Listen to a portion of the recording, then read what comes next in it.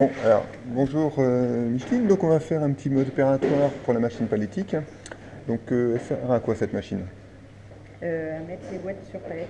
D'accord, donc tu peux me rappeler combien de rangées de boîtes on peut mettre sur une palette? 4 maximum. 4 maximum.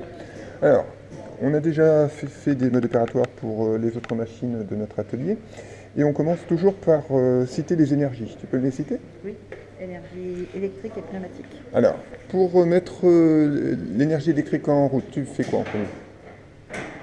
Actionne, L'interrupteur général, voilà, d'accord, je le mets en position on. on. Et donc, comment on peut voir que l'énergie est bien présente? J'ai mon petit voyant blanc qui s'allume. Le voyant blanc qui est en général la couleur blanche qui est associée au voyant sous tension. Et ce qu'on peut voir, c'est qu'à l'intérieur de l'armoire, il y a quelques éléments qui sont allumés.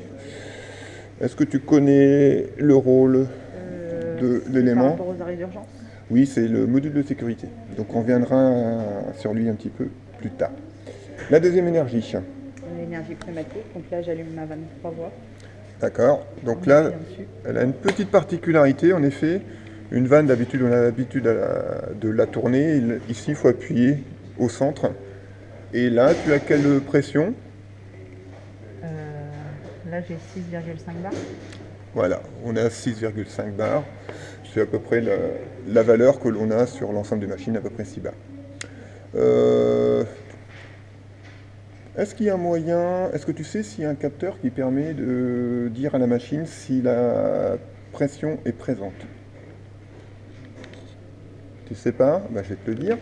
Bah, ici, tu as le capteur D12, c'est ce qu'on appelle un pressostat. D'accord. D'accord? Donc un pressostat, c'est un capteur de pression. Alors là, il y a un petit piège, c'est que le tuyau rouge est placé avant la vanne. Donc la machine peut savoir s'il y a de l'air sur le réseau, D'accord. mais en fait, on peut avoir l'information d'avoir bien de la pression ici, le petit voyant pneumatique Rouge. qui est sorti. D'accord. Mais si la vanne est fermée, forcément, il n'y a pas de signification. La deuxième étape, lorsqu'on conduit une machine automatisée, ensuite, c'est de vérifier les sécurités. Alors, Oui. qu'est-ce qu'il y a comme sécurité sur cette machine? Alors, il y a un arrêt d'urgence. Alors, un arrêt d'urgence ici. Qu'est-ce que tu peux faire sur cette... Un deuxième sécurité. D'accord. Alors, est-ce qu'ils sont bien déverrouillés, les deux arrêts d'urgence? Oui, celui-ci c'est un avec clé. D'accord, les déverrouillés. Et celui-ci aussi. Alors, avant de... Et est-ce qu'il y a un autre capteur de sécurité? Capteur de la porte, ok. Alors, je vais revenir sur le relais de sécurité. Donc là, on regarde, il y a 3 voyants. Le premier voyant vert, la LED verte A1, A2 qui est allumée, mais K1, K2 est éteint. Oui, puisque j'ai pas réarmé. Voilà, donc quand tu réarmes, voilà, on a entendu un petit bruit. Là, les 3 LED sont allumées, donc ça veut dire qu'on n'a pas de problème par rapport au réarmement. Le réarmement, c'est bien fait. Et est-ce que tu as entendu un petit bruit? Oui, l'air qui rentre dans la machine. L'air qui est rentré dans la machine grâce à quel composant? Un EV5. EV5, c'est l'électrovanne générale qui, quand on réarme, le relais de sécurité envoie une information électrique sur cette commande électrique du distributeur pour autoriser l'air d'aller dans les distributeurs de chaque verre. Une fois que l'on est bon au niveau sécurité, au niveau la troisième étape, ça va être les conditions initiales. Oui. Alors, qu'est-ce que tu pourrais me dire là-dessus? Alors là, j'appuie sur prise d'origine. Alors, tu appuies sur prise d'origine. Alors là, ce qu'on vous remarque, La pince se remet en position Voilà. initiale. donc en fait, les pinces bougent grâce à un moteur qui fait tourner une roue qui va sur une crémaillère. Et en fait, on a quitté le capteur FC4, il est descendu, puis il est revenu sur ce capteur FC4. Pour ton information, le FC1 n'est pas actionné, le FC2 n'est pas actionné. Le FC1, c'est le fin de course haut, et le FC2 va être actionné, c'est le fin de course bas, par la petite tige là-bas. D'accord. Donc ça, c'est une première chose. Oui. Ensuite, Alors ensuite, je commence par faire mes réglages. alors peut-être avant de faire tes réglages, est-ce que tu pourrais me citer, donc dans les prises d'origine, dans les conditions initiales, la prise d'origine. Est-ce que tu peux me faire voir une autre vue pour voir les conditions initiales? Oui, dans le codeur. Alors, si tu vas dans Codeur, vas-y. J'ai un doute. Donc là, c'est mis prise d'origine effectuée, donc ça c'est bon. Voilà. Et l'autre, c'est dans mode manuel. Mode manuel. Alors, on va les prendre un par un. Première ligne, c'est mis quoi?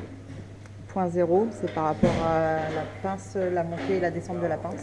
Donc c'est en liaison avec la prise d'origine, ça c'est bon. Voilà. Donc le pousseur, c'est ce qui pousse les boîtes. Donc là, il est bien rentré. C'est la tôle là-bas, donc en fait, il bouge grâce à quoi ce pousseur? Un vérin. Un vérin. Donc en fait, le vérin est placé en dessous. Et en fait, il est sorti ce vérin-là. Mais bon, on dit pousseur rentré parce que c'est mécaniquement qu'il est rentré. Ensuite, L'ouverture de la pince et la fermeture de la pince. Donc là, elle est en position ouverte. alors, les pinces sont commandées par Les vérins. les vérins. Un petit vérin et on voit le capteur ici, vérin sorti pour les pinces ouvertes. Ensuite, on a la rotation de la pince. Donc là, elle est à 0%. Donc, prend les boîtes. Donc là, le vérin, c'est celui-ci. Et on a un capteur, vérin rentré, sur ce vérin ici, qui est en rotation 0 degré. Et après, on a la position de prise. Donc, c'est quand le vérin se déplace à droite pour pouvoir déposer les boîtes sur la Donc pour ça, on va faire un petit tour de la machine. Donc le déplacement des pinces est fait par le vérin qui est ici. Là. Donc le grand vérin ici, avec un capteur ILS ici et un capteur ILS là. Et là, on voit bien que le capteur est actionné là-bas. Alors ça, on a fait le tour des actionneurs. Est-ce qu'il y a d'autres capteurs qui rentrent en compte dans les conditions initiales? Quelquefois, tu pourrais pas lancer le cycle si... Par rapport à la palette. Oui. Alors, il y a un capteur électromécanique qui est là-bas, qui doit être actionné. Oui. Alors, quelquefois, il faut faire attention de bien mettre la palette, hein, parce que là, je suis pas sûr que le capteur détecte la palette. On verra bien après. D'accord. Est-ce qu'il y a d'autres capteurs qui rentrent dans les conditions initiales? Les capteurs qui détectent les boîtes. Alors, le capteur D10, la cellule photoélectrique type réflexe, n'est pas dans les conditions initiales, mais c'est elle qui va lancer le cycle pour faire tourner les rouleaux. Dans les conditions initiales, tu as le capteur D11, c'est du photoélectrique, il ne faut pas de carton devant, il ne faut pas de carton ici, et il ne faut pas de carton dans les pinces, FC9, c'est ça. Donc en fait, on se rend compte qu'il y a pas mal de conditions initiales. Donc on a cité l'élévateur en haut, pince ouverte, rotation 0, que l'élévateur soit à gauche. On a dit qu'il fallait une palette. On a dit qu'il ne fallait pas de carton ici, qu'il ne fallait pas de carton là-bas. Donc là, j'en suis à 7. Que le pousseur soit bien rentré, ça fait 8. Donc là, on a au moins 8 capteurs qui rentrent dans les conditions initiales. Et il y en a même un 9e. Je savais bien que c'était 9. Ici, tu as une cellule photoélectrique type réflexe. Il ne faut pas de carton sur la palette. Donc en fait, il y a 9 capteurs qui rentrent en compte dans les conditions initiales. Donc normalement, si on a des conditions initiales, là, tu peux rentrer tes paramètres pour le fonctionnement automatique. Voilà, donc là, je retourne dans le menu. Réglage auto. Oui. Nombre de rangées, donc là, on part sur 2 rangées. Alors, oui, 2 rangées, c'est bon, ouais. Donc avec des boîtes de 130 de hauteur, D'accord. 100% de vitesse. 100%. Alors là, une petite question technique. Si tu mets 75%, cette information, 75%, va aller vers quel composant technique? Régulateur de vitesse. Alors, c'est pas le régulateur de vitesse, hein. C'est presque ça. C'est le variateur de vitesse. Le variateur de vitesse, c'est lui qui va, en fait, envoyer... On appelle ça aussi un variateur de fréquence, parce qu'un moteur électrique triphasé est alimenté par le courant fourni par anciennement EDF à une fréquence de 50 Hz. D'accord. Donc le variateur de fréquence, s'il abaisse la fréquence, si on a 25 de fréquence, le moteur va tourner 2 fois moins vite. Donc en fait, quand on met sélection grande vitesse, ça ne va agir que sur la vitesse du moteur, donc de la montée des pinces. D'accord. C'est pas pour ça que les rouleaux vont aller plus vite, c'est pas pour ça que les vérins vont aller plus vite. Ça n'agit que sur la cadence de la descente-montée des pinces.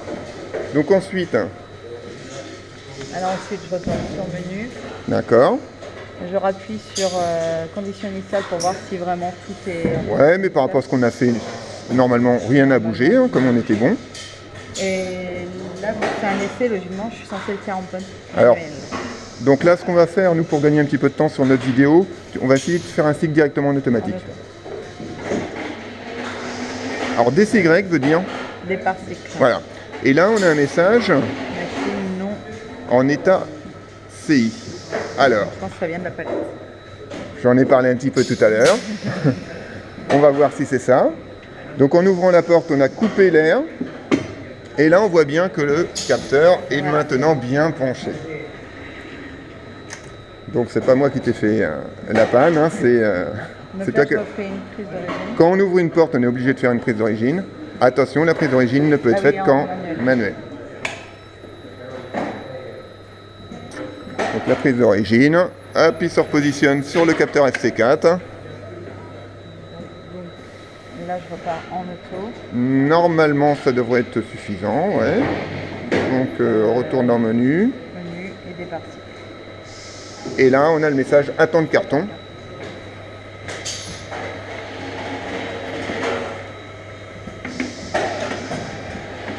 Donc, dès que tu as mis le carton, la caisse, les rouleaux se sont bien tournés. On va sur le capteur D11. Le pousseur pousse la première boîte. Le deuxième carton arrive.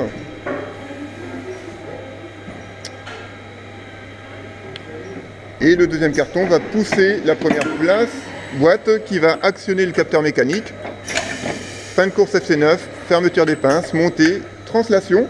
Et là, tu peux déjà remettre une autre caisse.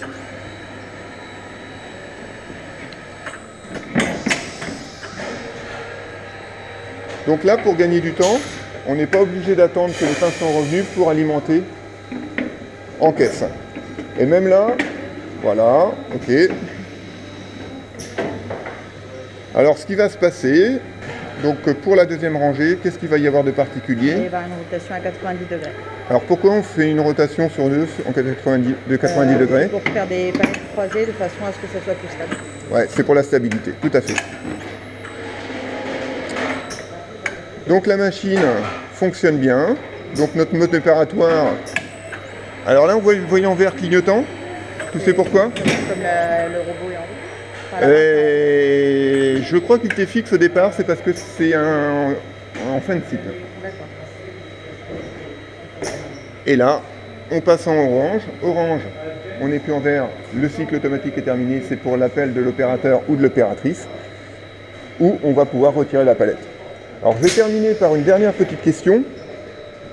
Si par exemple tu observais que on n'avait pas le même espace entre là et là, est-ce que tu sais où est le réglage pour régler le bon centrage des caisses? Non, du tout. Non? Alors je vais te le dire, ici, tu as une butée mécanique. D'accord. Et c'est cette butée mécanique, si tu la mets plus par là, le vérin va aller moins vers la droite, donc tes cartons vont être plus vers la gauche. Si tu mets ta butée plus par là, voilà. Donc Micheline, je te remercie pour ce mode opératoire, et puis à bientôt. Et bonne fin de formation. Au revoir. Merci.